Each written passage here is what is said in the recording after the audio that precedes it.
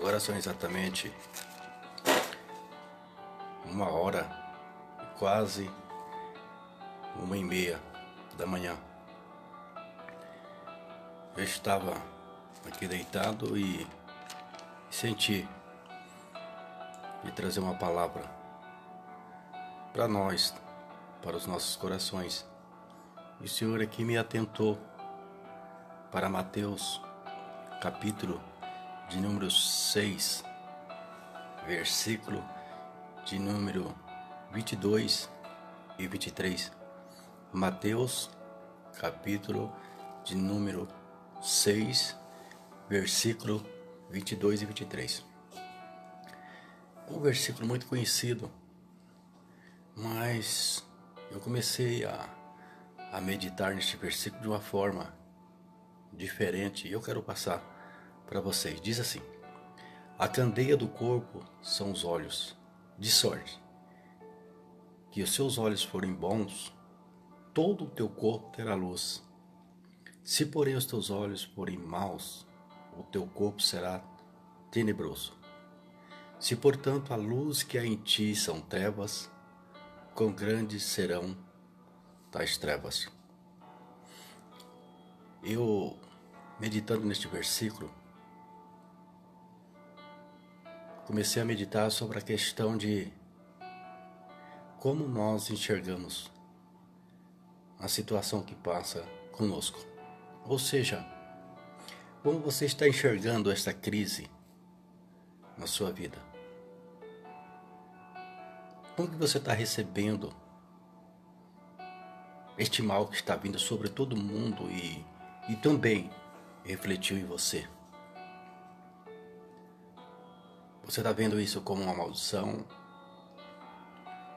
Você está vendo isso como uma desgraça, um mal na sua vida?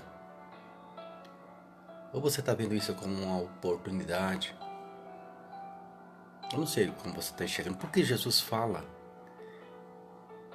que a candeia do corpo são os olhos.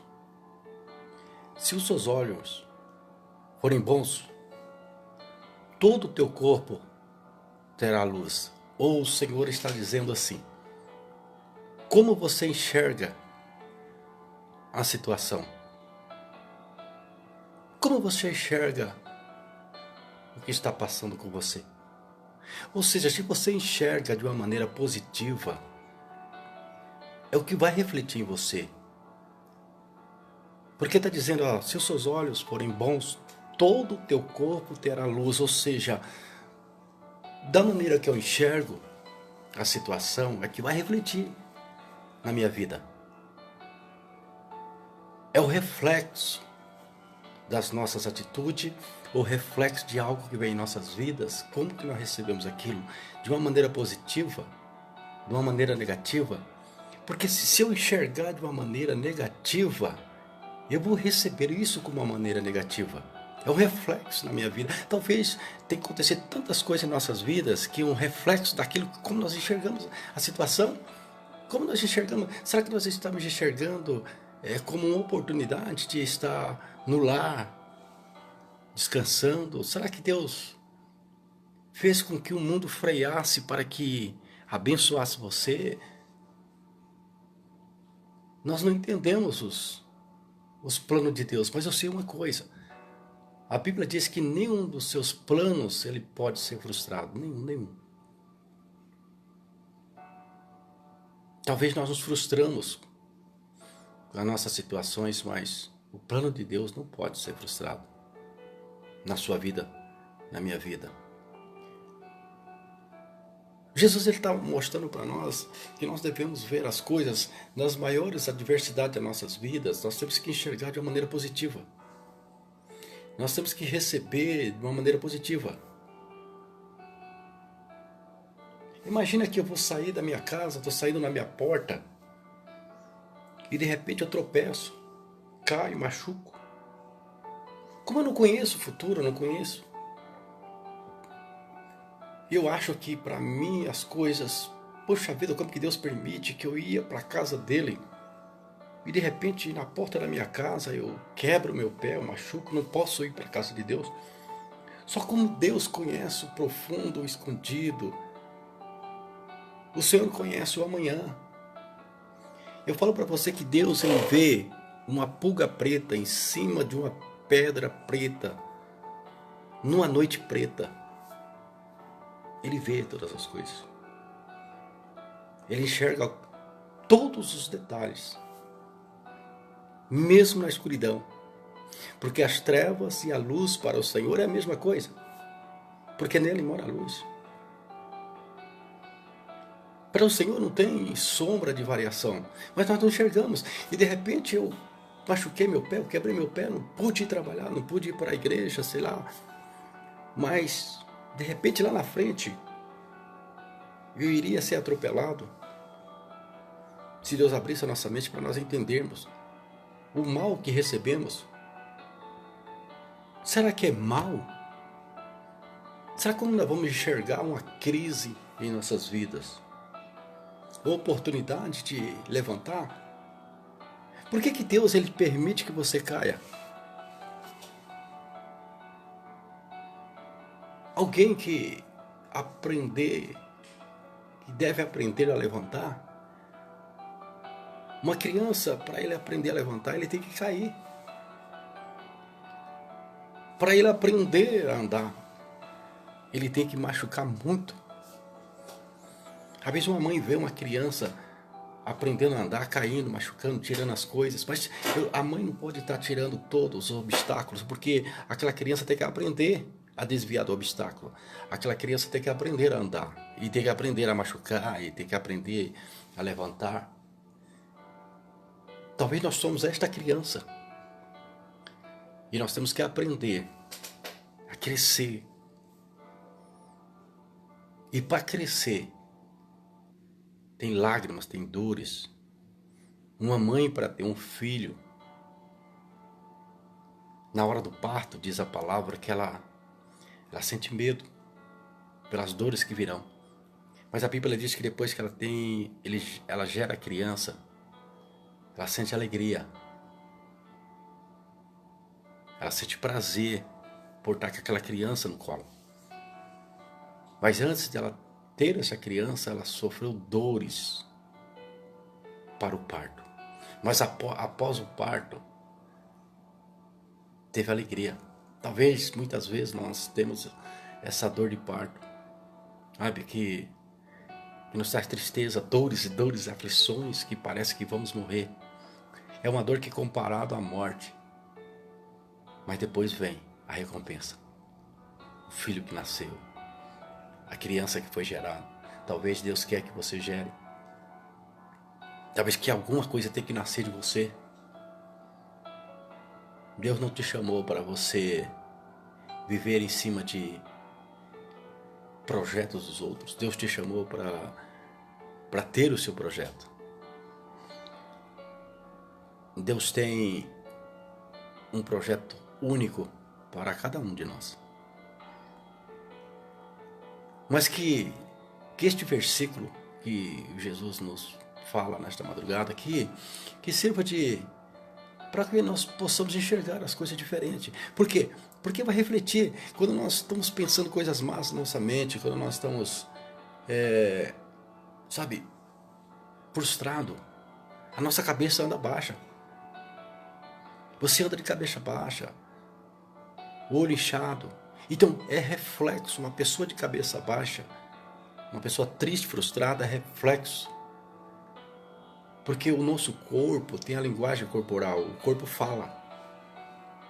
A Bíblia diz que o coração alegre aformoseia o rosto. Quer dizer, o coração quando está alegre, o rosto fica formoso. Fica alegre, você dá risada. O reflexo de um coração alegre é o sorriso. O reflexo de um coração triste é lágrimas. O corpo fala. Às vezes nós estamos andando triste e não precisamos falar para ninguém. Alguém está olhando para você e vendo tristeza. Mas Deus não te chamou para que as pessoas olhem para você e vejam tristeza, angústia e derrota. Mas Deus te chamou para levantar a sua cabeça. O interessante é que quando o Senhor fala, olha, se a maneira que você enxerga, a maneira que você tem a visão, é o que vai refletir em você. Eu acho interessante aquela passagem de os dois ladrões ao lado de Jesus. Eles tiveram a mesma oportunidade, eles estavam ali no mesmo cenário. Jesus no centro, um à direita e outro à esquerda. Mas um olha para Jesus e fala, Senhor, se tu és o Filho de Deus, desça da cruz, salva a ti mesmo e a mim, ou a nós aqui. A oportunidade foi para os dois, mas o outro enxergou diferente, o mesmo cenário. Ele olhando para Jesus, enquanto ali aquele mundo, o mundo embaixo estava ali acusando o Senhor de ser o rei, estava morrendo ali porque era o rei. Em cima da cruz estava aquela esfinge, Jesus de Nazaré, rei dos judeus, zombar do Messias. Só que quando aquele ladrão olha para aquela placa que estava escrito Jesus de Nazaré, rei dos judeus, ele vê Jesus como rei. Ele olha para aquela placa e ele acredita que Jesus é rei. E tanto que ele acredita que ele confessa, Senhor, lembra-te de mim. Ou seja, eu não estou pedindo uma salvação agora para o Senhor me tirar dessa cruz. Mas eu sei que o Senhor tem um reino. Eu sei que tu és um rei. Eu estou vendo essa coroa na sua cabeça, a coroa de espinho. Mas eu sei que o teu reino é daqui. Eu sei que o Senhor tem um reino. E o seu reino é eterno.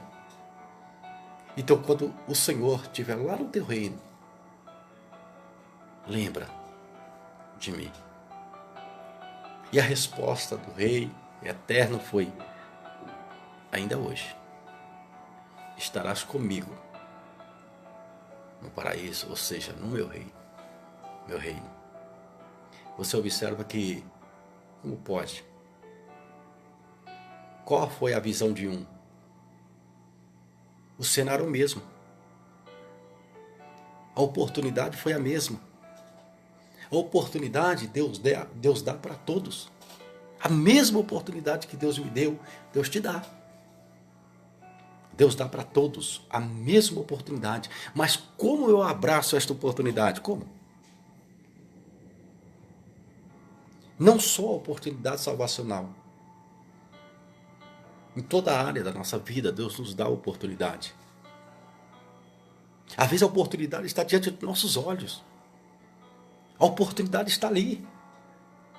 A oportunidade está para o povo embaixo, dizendo para Jesus, tu não era o rei? Aí. Mas quando ele viu aquilo, ele acreditou. A questão é como você lida com as oportunidades que você tem. Como lidamos com a oportunidade que Deus nos dá? Mas como que eu vou lidar com a adversidade? Como que eu vou lidar com seca? Como que eu vou lidar com... Meu Deus. Como que eu vou lidar com essa situação, Senhor? Talvez nós falamos assim, como que eu vou lidar com essa situação? Como que eu vou lidar com este problema? Como que eu vou lidar com essa crise? Essa crise não é só minha, mas me atingiu. Como que eu vou sair dessa crise?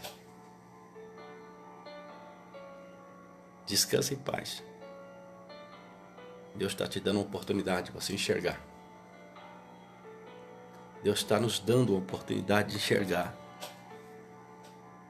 Além da cruz. De ver não somente aquela placa escrita, não somente aquela cruz, mas Deus nos chamou para ver além da cruz. Deus não chamou você e eu não para estar lamentando ao pé da cruz, mas para estar além da cruz. Será que é difícil de entendermos o que está além da cruz? O que tem para mim depois da cruz? O que tem para você? O que tem para nós? O que Deus preparou para nós depois da cruz? Senhor, eu só vejo a cruz. Eu consigo só ver a cruz.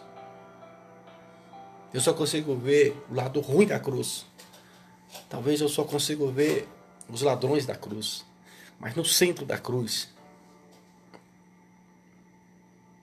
o Senhor está no centro.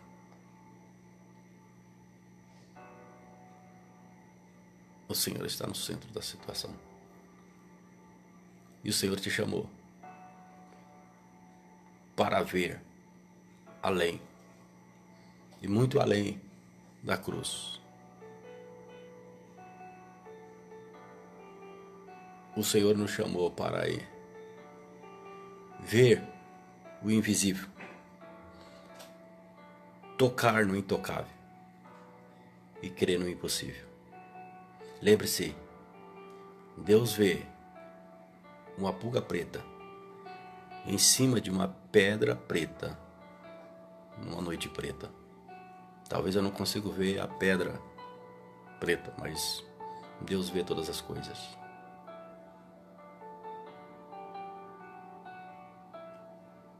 Para onde fugirei da tua presença, Senhor? Davi falou. Se eu armar minha cama lá no Sheol, lá no inferno, ali o Senhor está. O Senhor vê todas as coisas, meu querido. Meu irmão, o Senhor contempla todas as coisas. Ele está nos dando a oportunidade de ver não somente a cruz, mas o que está atrás da cruz. Não sei por que eu estou falando isto para você, mas Deus sabe. Às vezes nós olhamos muito para a cruz e nós não entendemos a revelação que está por trás da cruz. A cruz de Cristo nos leva além. É para isso que Deus nos chamou, para ter uma visão. Olha, a candeia do corpo são os seus olhos. Enxergue grande. Abra os seus olhos. Enxergue aquilo que ninguém nunca enxergou. Hoje, nesta madrugada.